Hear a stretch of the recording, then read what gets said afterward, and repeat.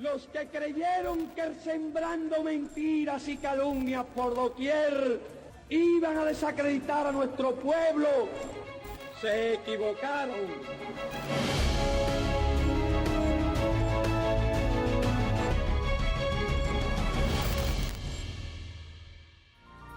La historia actual de las relaciones Cuba-Venezuela está unida al pensamiento de Fidel Castro y Hugo Chávez. En las últimas décadas, el Convenio Integral de Cooperación entre ambas naciones, al tiempo que materializó los ideales de ambos líderes, reforzó los lazos de amistad de sus pueblos y gobiernos. Tú no tenías sustituto en este momento, en este país. Y entonces precisamente porque queremos que tú salves a muchos niños y ayudes a millones de personas y a toda la justicia que hay que hacer en este país, en este hemisferio donde tú tienes un prestigio y creciente influencia. Es en eso lo que yo pienso. El destino te ha dado esta responsabilidad y yo no te pido mucho. Hay que comenzar destacando precisamente el gran empeño de nuestros comandantes, comandante Fidel, el comandante Chávez, en fortalecer los lazos de amistad, los lazos de cooperación entre los dos pueblos, entre las dos naciones, desde que Hugo Chávez llegó a la presidencia de la República de Venezuela por vez primera. Ha sido este convenio entre Cuba y Venezuela, desde mi punto de vista, un modelo de lo que tiene que ser la solidaridad entre los pueblos, el internacionalismo revolucionario que nos enseñó Fidel, que Chávez asumió y que sigue siendo un ejemplo para todos los revolucionarios, las revolucionarias de nuestra América y del mundo. Paralelo al convenio firmado el 30 de octubre del año 2000 y con el propósito de poner fin a las misiones sociales y desacreditar la gestión de sus líderes, la guerra económica, mediática, psicológica e interna en la región han definido la estrategia de golpe continuado de la derecha entreguista y de Estados Unidos. Es el enfrentamiento entre dos modelos, el modelo capitalista que defienden ellos contra el modelo socialista que defendemos nosotros. Es el modelo que defienden ellos de las élites contra el modelo que defendemos nosotros, que es el modelo para darle la mayor suma de felicidad posible, decía nuestro padre libertador Simón Bolívar, a nuestro pueblo. Ahí está lo fundamental, para decirlo así resumidamente. Por eso los atacan. Uno de los argumentos que ha utilizado Estados Unidos contra Cuba es intentar demostrar que nosotros controlamos a ese pueblo. ¿Por qué? Porque el fracaso de la estrategia de Estados Unidos en Venezuela no se puede explicar de otra manera. O sea, primero disminuye el mérito del pueblo venezolano de resistir, de las más crueles sanciones, tal vez comparable con el bloqueo que han aplicado a Cuba durante más de 60 años. Segundo, explica que el pueblo venezolano apoya firmemente a su gobierno. Tercero, explica que se han metido en un callejón sin salida y no tiene otra forma de explicárselo que responsabilizar al pueblo cubano, al gobierno cubano, de algo que es absoluta responsabilidad de ellos, su fracaso. Al restablecer el liderazgo estadounidense en el mundo, una vez más estamos apoyando la libertad en nuestro hemisferio. Por eso es que mi administración revirtió las políticas fracasadas del gobierno anterior en Cuba. Respaldamos las esperanzas de cubanos, nicaragüenses y venezolanos para restablecer la democracia. Estados Unidos está encabezando una coalición diplomática de 59 naciones contra el dictador socialista de Venezuela, Nicolás Maduro. Maduro es un gobernante ilegítimo, un tirano que martiriza a su pueblo, pero la tiranía de Maduro va a ser destruida. Aquí esta noche se encuentra un hombre muy valiente que lleva con él las esperanzas, sueños y aspiraciones de todos los venezolanos. Nos acompaña en la galería el verdadero y legítimo presidente de Venezuela, Juan Guaidó. Señor presidente, por favor, lleve este mensaje a su patria.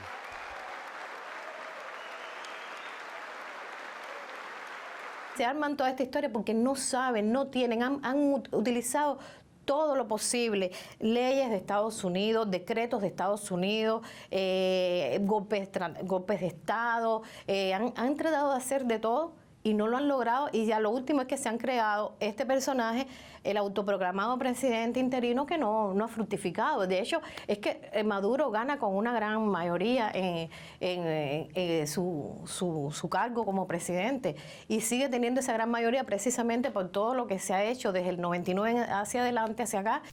La llegada de Donald Trump a la Casa Blanca en 2017 arreció la política de Estados Unidos contra la izquierda latinoamericana y sus ejemplos de integración.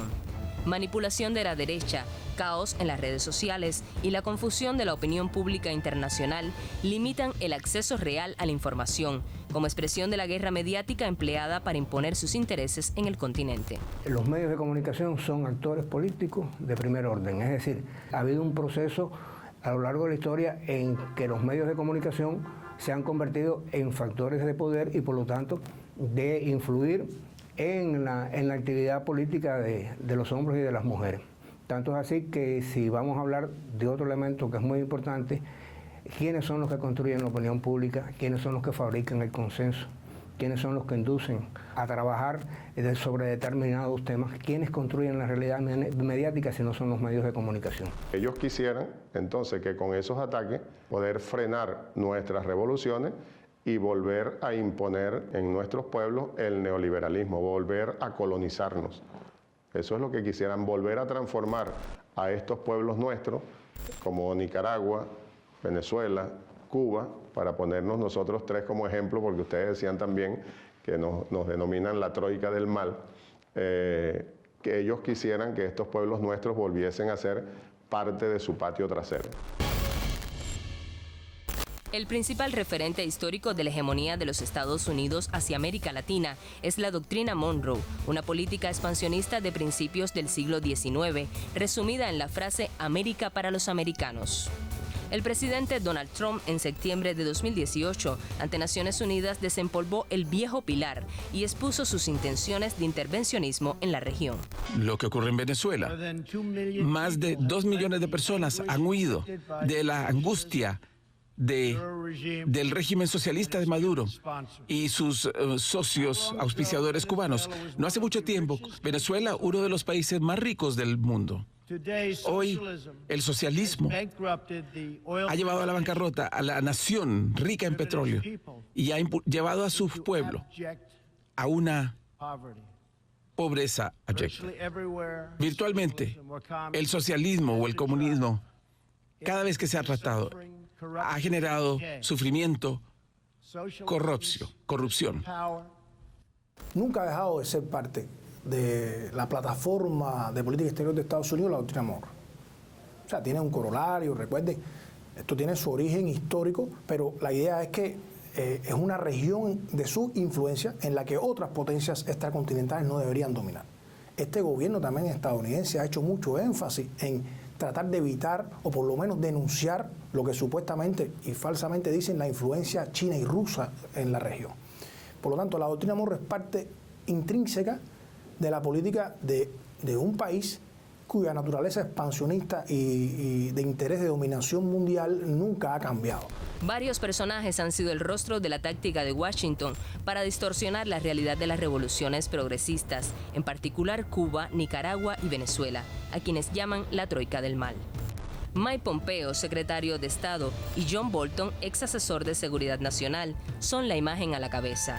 Luis Almagro respalda la injerencia desde la Secretaría de la Organización de Estados Americanos, OEA, y en lo interno de Venezuela, el autoproclamado Juan Guaidó. Este es un equipo, como he dicho, de política exterior y de seguridad nacional en Estados Unidos, que tiene como su pasatiempo, vamos a decir, imperecedero, derrocar gobiernos progresistas. Es algo que tienen como una obsesión y se someten a sí mismos con el cumplimiento de metas irrealizables como derrocar la Revolución Cubana, el Gobierno de Reconciliación y Unidad Nacional Sandinista o la República Bolivariana de Venezuela, como ya ha sido demostrado. Y por lo tanto, hace bien a este equipo tan ultraconservador en política exterior de Estados Unidos identificar contra quién combatir, a partir de que Cuba ha logrado su plena inserción en América Latina y el Caribe, es un actor absolutamente reconocido, de un gran prestigio, de un gran reconocimiento. Cuba sigue siendo el faro para toda Latinoamérica.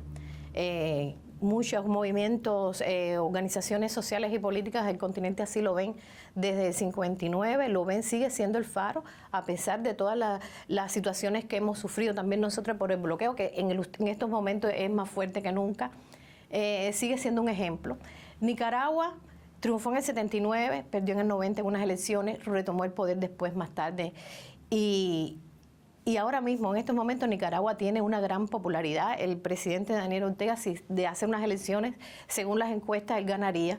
Precisamente por eso, porque está haciendo cosas a favor de la gente que no había hecho o que no hicieron otros gobiernos anteriores. Venezuela ya sabemos, a pesar de todas las dificultades económicas por el bloqueo de Estados Unidos, por el robo de sus ingresos en Estados Unidos a partir del petróleo, sigue siendo un sistema que favorece a la mayoría y que la gente lo reconoce.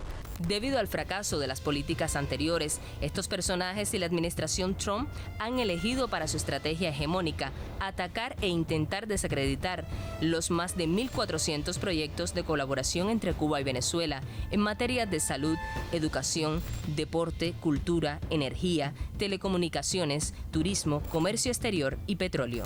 No han podido ni podrán.